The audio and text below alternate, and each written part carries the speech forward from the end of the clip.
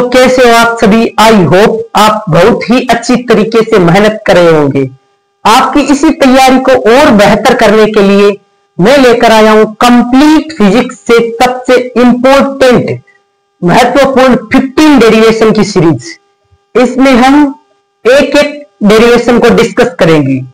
आप इस डेरिवेशन को फिर से सोल्व करोगे और मुझे कमेंट बॉक्स में लिखकर बताओगे कि हाँ हमें कंप्लीट डेरिवेशन समझ में आ चुकी है।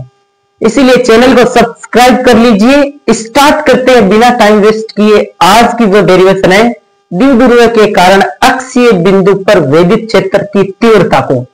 इसी प्रकार एक एक करके हम कंप्लीट जो 15 डेरिवेशन मोस्ट इंपोर्टेंट है इनको डिस्कस करेंगे। तो सबसे पहले शुरुआत कैसे करते हैं, हमें शुरुआत डेरिवेशन की कैसी करनी है वो आपको आना चाहिए। कई बार ऐसा होता है डेरिवेशन तो आती है लेकिन हमें पता नहीं चलता कि किस प्रकार शुरुआत करें। तो डेरिवेशन की जो हेडिंग है उसी से हम शुरुआत करेंगे। दे रखा है द्विध्रुव के कारण, तो सबसे पहले एक द्विध्रुव बनाओ। द्विध्रुव क्या होता है, माइनस क्यू आवेश प्लस क्यू आवेश और इनके मध्य की दूरी है 12। ये द्विध्रुव बना दिया। द्विध्रुव क्या होता है, समान परिमाण किंतु विपरीत प्रकृति के आवेश अति अल्प दूरी पर रखे होते हैं, उसे ही द्विध्रुव कहते हैं। तो हमने द्विध्रुव कर दिया, बना दिया माइनस क्यू आवेश प्लस क्यू आवेश, इनके मध्य की दूरी है 12। द्विध्रुव के कारण अक्षीय बिंदु पर आ गया है अक्षीय बिंदु। इसका मतलब है हमें इसके अक्ष पर ही कोई बिंदु लेना है। इसके अक्ष पर ही कोई बिंदु लेना है, निरक्ष पर नहीं लेना है। निरक्ष पर बोलता तो इस प्रकार ले लेते लंबवत, लेकिन इसके अक्ष के अनुदिश एक बिंदु लेना है। तो हमने यहां पर एक इसके अक्ष के अनुदिश बिंदु ले लिया, बिंदु ले लिया P। ये जो बिंदु है इसकी दूरी कहां से मापेंगे, तो द्विध्रुव के केंद्र से इसकी दूरी मापेंगे। द्विध्रुव का केंद्र है यहां पर, कहने का मतलब है 12 कंप्लीट दूरी है। तो L दूरी तो ये है और L दूरी है ये। तो द्विध्रुव के केंद्र से R दूरी पर, केंद्र से कितनी दूरी पर, R दूरी पर एक बिंदु ले लिया है। इसके अक्ष पर बिंदु P। इस बिंदु P पर हमें ज्ञात क्या करना है, ज्ञात करना है विद्युत क्षेत्र की तीव्रता। तो सबसे पहले हम कुछ थ्योरी लिखते हैं। तो थ्योरी कैसे लिखेंगे कि चित्रानुसार एक द्विध्रुव है जिस पर आवेश प्लस माइनस क्यू है, इनके मध्य की दूरी 12 है। द्विध्रुव के केंद्र से R दूरी पर एक बिंदु P स्थित है। इस P बिंदु पर विद्युत क्षेत्र की तीव्रता में ज्ञात करनी है, बिल्कुल इजी वे में। चित्रानुसार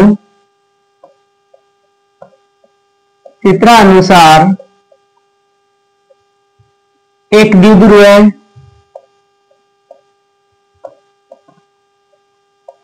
जिस पर आवेश क्रमशः प्लस क्यू तथा माइनस क्यू है। इनके मध्य की दूरी 12 है। द्विध्रुव के केंद्र से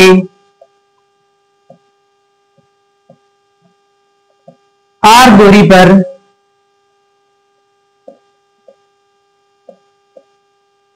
स्थित अक्षीय बिंदु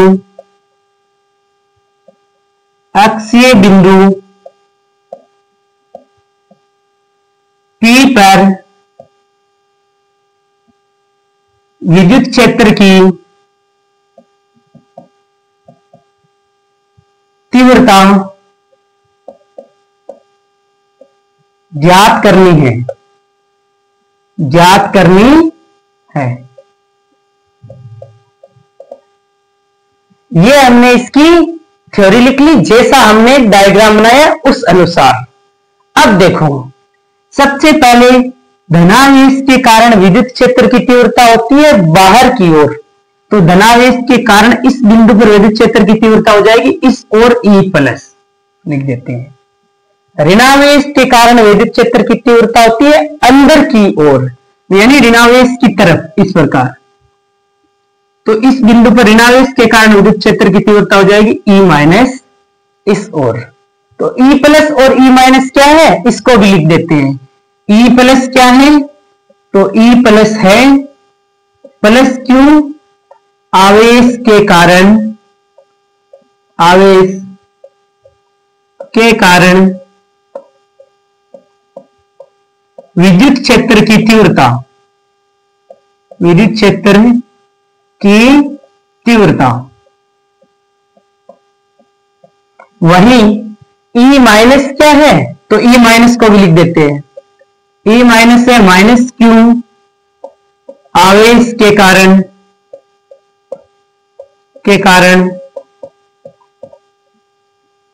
विद्युत क्षेत्र की तीव्रता। किस बिंदु पर, बिंदु P पर, बिंदु P की हम बात कर रहे हैं।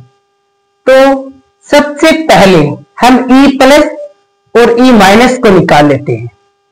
E प्लस विद्युत क्षेत्र की तीव्रता का फॉर्मूला हमने क्या पढ़ रखा है, तो याद करो KQ अपॉन R स्क्वायर।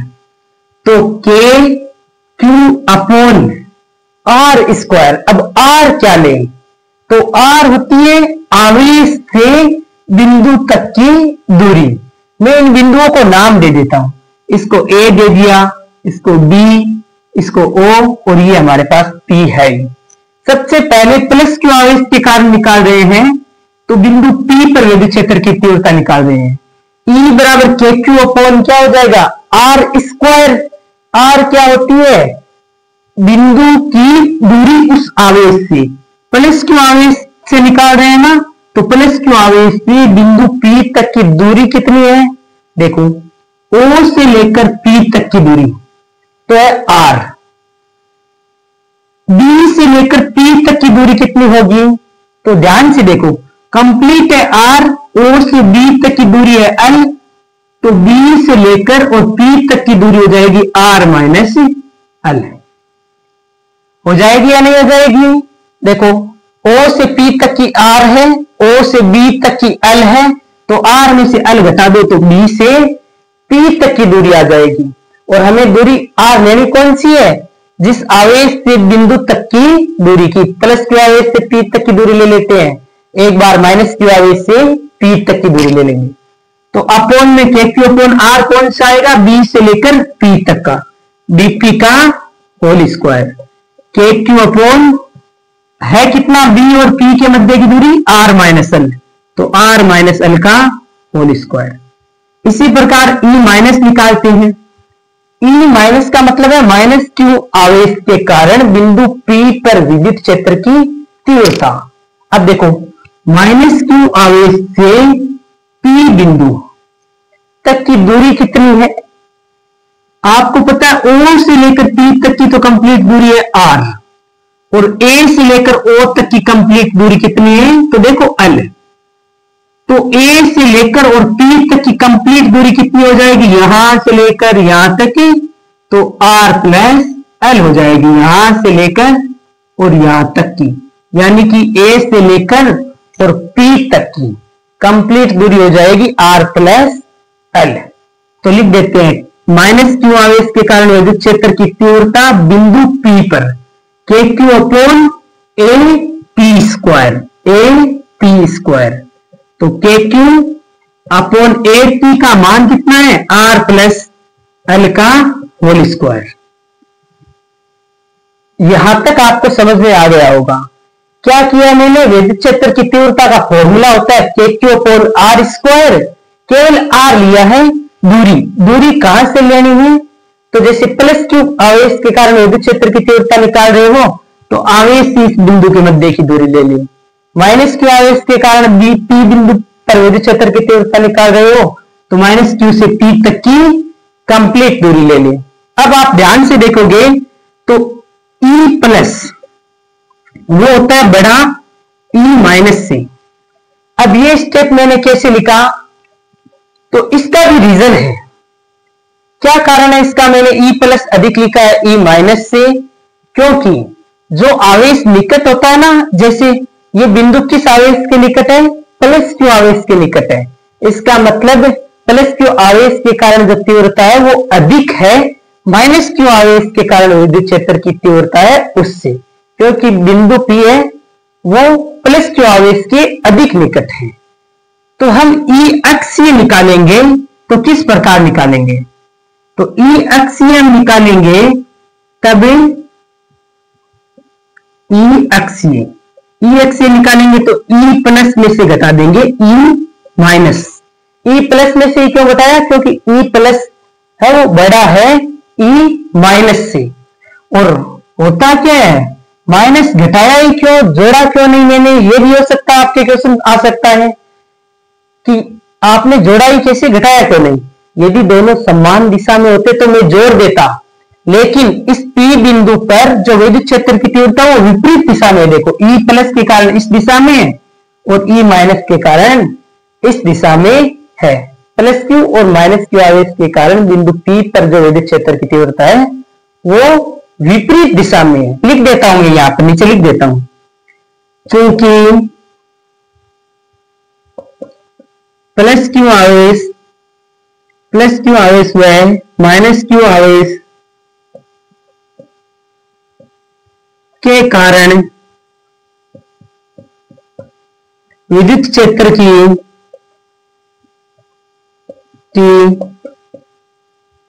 तीव्रता विपरीत दिशा में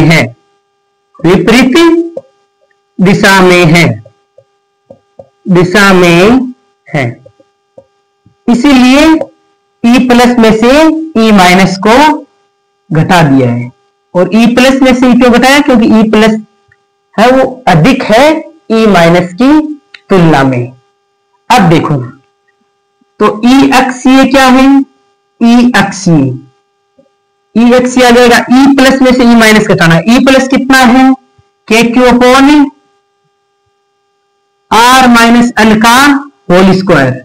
इसमें से घटाना है E minus KQ upon R plus L का होल स्क्वायर। E अक्षीय जो कॉमन आ रहा है उसे कॉमन ले लो, देखो KQ कॉमन आ रहा है, कॉमन ले लिया। 1 अपॉन R माइनस L का होल स्क्वायर माइनस में 1 अपॉन R प्लस L का होल स्क्वायर। अब हमें इनको सोल्व करना है, इसको लघुत्तम लेकर सोल्व करते हैं। देखो E अक्षीय इक्वल टू KQ बाहर ले लिया, सबसे बाहर कॉमन, इनका एलसीएम लोगे, एलसीएम क्या आ जाएगा? एलसीएम आ जाएगा R माइनस L का whole square into R plus L का होल स्क्वायर। अब देखो R माइनस L स्क्वायर से तो R minus L square cancel हो जाएगा, ऊपर आ जाएगा R प्लस L का होल स्क्वायर माइनस का sign R plus L square है, इसमें से R plus L square cancel हो जाएगा, R माइनस L का होल स्क्वायर। अब इनको सोल्व कर लो। E अक्षीय इक्वल टू KQ कोष्टक में A प्लस B का होल स्क्वायर जानते हो ना आप, उसी सरस रेखा को खोलना है आपको।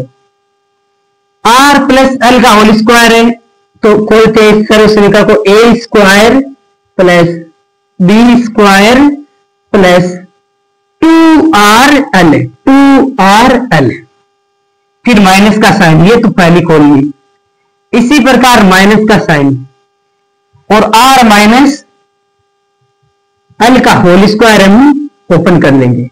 अपॉन में क्या है? देखो A plus B, A minus B, तो A square minus B square, यानी कि R square minus L square, और इसका क्या हो जाएगा? Whole square. अब इसको और सोल्व करते हैं आगे, इसको आगे कंप्लीट सोल्व करते हैं। E अक्षीय इक्वल टू KQ हमारा बाहर था, बाहर रख लिया, R square plus L square plus 2RL। इसमें से घटा कौन सा है? a माइनस बी का होल स्क्वायर। देखो मैं माइनस को साथ गुना करते हुए लिख रहा हूं।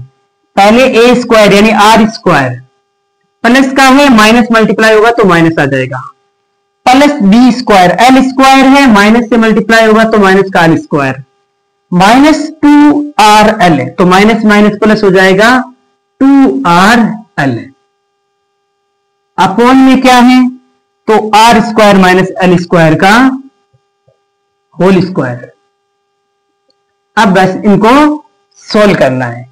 तो आप देख रहे होंगे ये जो r स्क्वायर है इससे माइनस का r स्क्वायर कैंसिल हो जाएगा, l स्क्वायर से माइनस का l स्क्वायर कैंसिल हो जाएगा, क्या रह जाएगा? केवल 2RL और यहां पर 2RL। एक नीचे हर में देखो, आपको पता है कि जो r है वो ग्रेटर देन है l से। द्विध्रुव तो हमारा छोटा सा है और जो बिंदु लिया है वो हमने काफी दूरी पर लिया, r दूरी पर लिया है, तो r है वो l से काफी बड़ा है। तो आप कह सकते हो r square minus l square है वो लगभग लगभग किसके बराबर है? r स्क्वायर के बराबर है, ये आप कह सकते हो, क्योंकि द्विध्रुव तो हमारा छोटा सा है, l लंबाई है वो काफी कम है इस r की तुलना में। तो यहां पर वैल्यू रख दो, EXA equal to KQ, 2RL और 2RL हो गया 4RL अपॉन में r square minus l square है, उसकी जगह आप r स्क्वायर रखोगे और उसका स्क्वायर करोगे तो r की पावर 4 आ जाएगा। एक r से एक पावर कैंसिल हो जाएगा तो आ जाएगा क्या? KQ और 4L अपॉन r क्यूब। केवल एक r से एक r कैंसिल कर दिया। आपने पढ़ा होगा द्विध्रुव आघूर्ण, द्विध्रुव आघूर्ण पढ़ा है ना, द्विध्रुव आघूर्ण। अब देखिए द्विध्रुव आघूर्ण में हमने क्या पढ़ रखा है?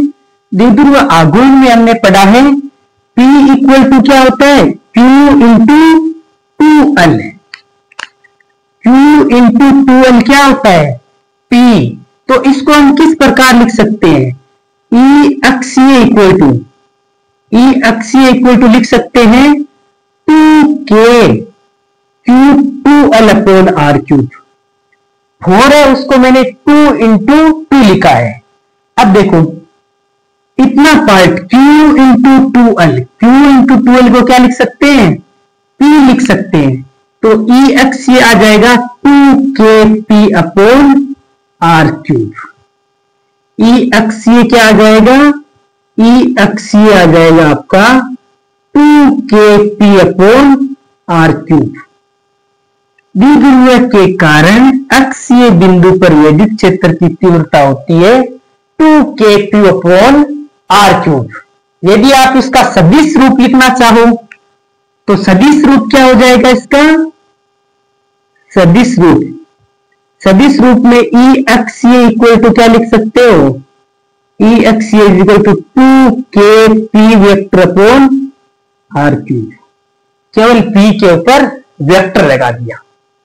यदि आपको वक्र बनाना है E अक्षीय और R में तो वक्र किस प्रकार बनेगा?